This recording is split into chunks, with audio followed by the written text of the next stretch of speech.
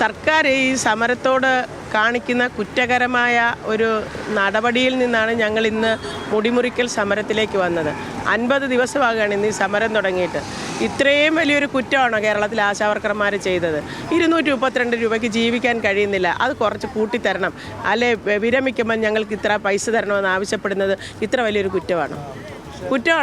ജനങ്ങൾ പറയട്ടെ, ഇനി എന്താണ് കാര്യമാണ്, എന്താണ് ഞങ്ങൾ ചെയ്യേണ്ടതെന്ന് ഈ സമൂഹം പറയട്ടെ. ഞങ്ങളൊരു കുറ്റവും ചെയ്തിട്ടില്ല, ഞങ്ങൾ സർക്കാരിനെ അട്ടിമറിക്കാൻ ശ്രമിച്ചിട്ടില്ല.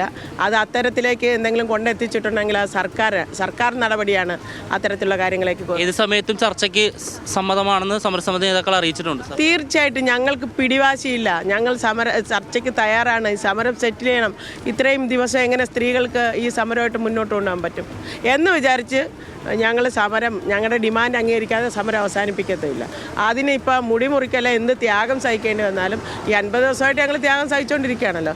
ഇനി അതിന് ഞങ്ങൾ സന്നദ്ധമാണ്, അതുമായിട്ട് മുന്നോട്ട് പോകും.